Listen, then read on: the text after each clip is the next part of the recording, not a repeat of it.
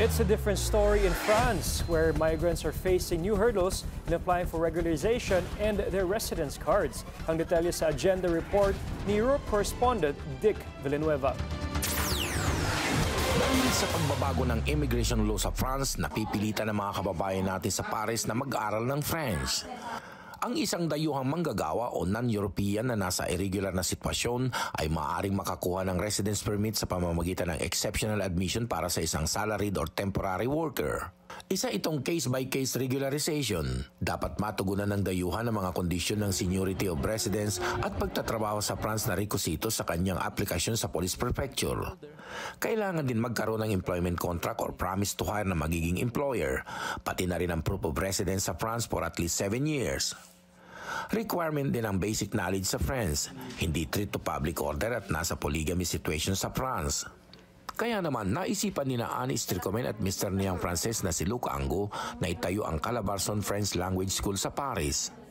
Pagka-graduate sa kanilang kurso ay may DELF final examination sa Office of French Immigration and Integration or OFI para makaavail ng A1, A2, B1 and B2 certificate na kanilang magagamit for application sa first card de séjour, residence card at French nationality.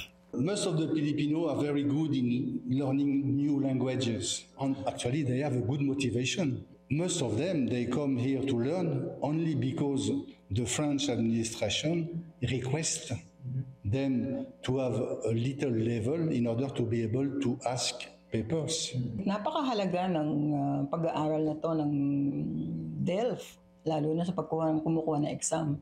Unang-una, hindi lang DELF A2, DELF A1 para do sa mga newcomers. Nag-aaral pa lang sa mga gustong kumuha ng kanilang first demand, exactly.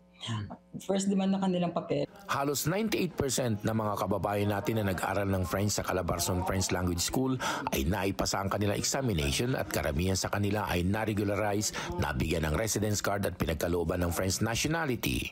Iba ang naranasan ng isang estudyante na kumuha ng DELF A2 examination para sa 4 years renewal ng kanyang TID de séjour o residence permit para legal na makapagtrabaho at mamirmihan sa France.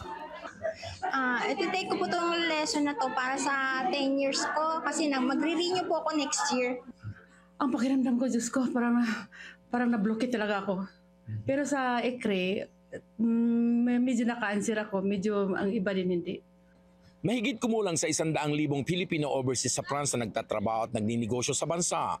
Ang ilan sa kanila ay naninirahan na dito. Para sa Agenda, Dick Villanueva, Billionaire News Channel, Paris, France.